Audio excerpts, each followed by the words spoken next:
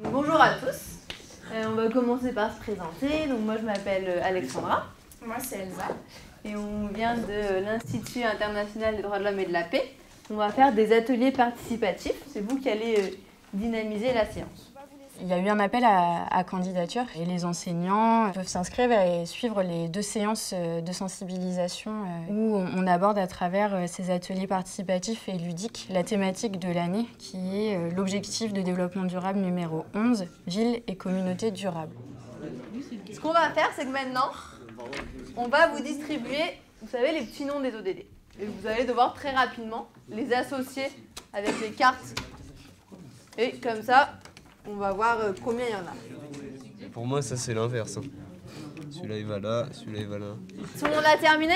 On va vous montrer les logos. Et si vous l'aviez, vous allez nous lire le titre avec lequel vous l'avez associé.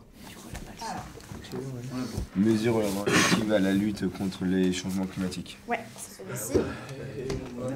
Pas de pauvreté. Ouais, c'est ça. Vous avez dit tout à l'heure, ce sont des objectifs de développement durable. Pourquoi des objectifs de développement durable? Est-ce que l'État il voudrait qu'ils arrivent à faire avant 2030? Alors, 2030. est-ce que c'est l'État qui les a créés? Non, non. C'est l'Europe, non? C'est peut-être l'ONU. Ouais, c'est ça. C'est l'ONU. Avant de les créer comme ça, sous forme de logo, l'ONU a créé un sondage en ligne, un site internet, où l'organisation demandait aux citoyens du monde qu'est-ce qui est le plus important pour vous, pour le monde de demain. L'idée, c'est que les ODD ont été créés en 2015, mais ils ne sont pas partis de rien. Ils sont partis des grands droits de l'homme, là, qu'on connaît déjà et qui étaient déjà protégés.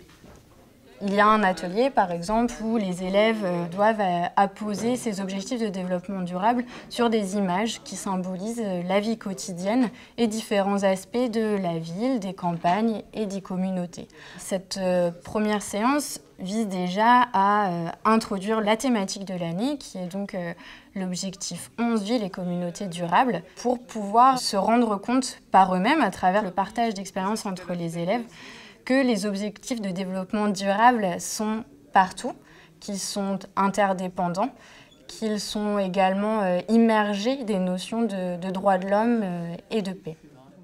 Et comment vous avez réussi à coller des ODD quand même sur l'image, alors que vous ne connaissiez pas le contexte?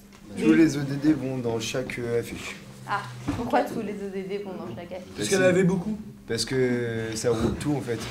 Ça regroupe tout une affiche. Une affiche regroupe tout. Ouais. Et qu'est-ce que ça veut dire du coup pour les ODD? Ils sont tous reliés. Ils sont tous reliés. Exactement. Vous pouvez voir toutes ces images en fait dans votre vie quotidienne. Et c'est ça en fait où on veut en venir avec Alexandra, c'est qu'en fait tous les ODD sont présents dans votre vie.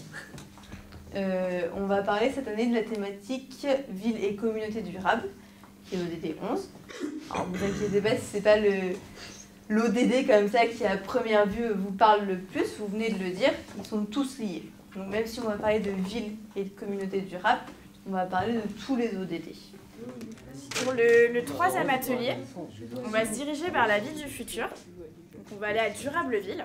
Durableville, ville du futur, est une ville qui est créée grâce à ses habitants. Il va falloir choisir 8 infrastructures que vous voulez dans votre quartier. On va vous donner une enveloppe dans laquelle il y a tout plein d'infrastructures et on va vous donner un diamant. Le diamant va vous permettre de choisir les 8 infrastructures et de les classer des plus importantes aux moins importantes.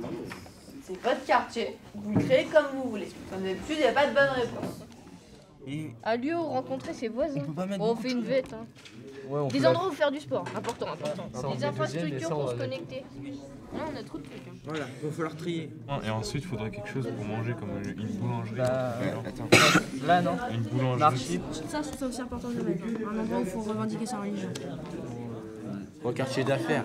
Chers habitants de Durableville, maintenant que vous avez créé votre quartier, chaque quartier va choisir un représentant qui va venir nous présenter son quartier avec les infrastructures que le groupe a choisies. Ce qui est plus important pour nous dans le quartier, c'est surtout une mairie et une école. Au top du top, on a choisi des endroits pour se soigner, parce que c'est important pour la vie humaine. Et un marché pour pouvoir se nourrir, bio aussi. En numéro 2, une mairie. Des personnes pour faire régner l'ordre. avec la justice. En deuxième, on a choisi des endroits pour faire du sport, des aménagements pour se déplacer et des lieux historiques. En 2, on a mis des personnes qui font régner l'ordre, un marché pour mieux consommer et un endroit où se soigner. En 3e, on a mis des endroits où trier et recycler mes déchets, un endroit où faire la fête et une centrale nucléaire pour avoir de l'électricité. Et en bonus, on a mis un lieu pour accueillir des personnes dans le besoin. Des endroits pour pratiquer sa religion et des endroits pour trier, recycler mes déchets. Et pour finir, on a fait des endroits où créer et innover. Est-ce que vous voudriez vivre dans cette ville-là, donc durable?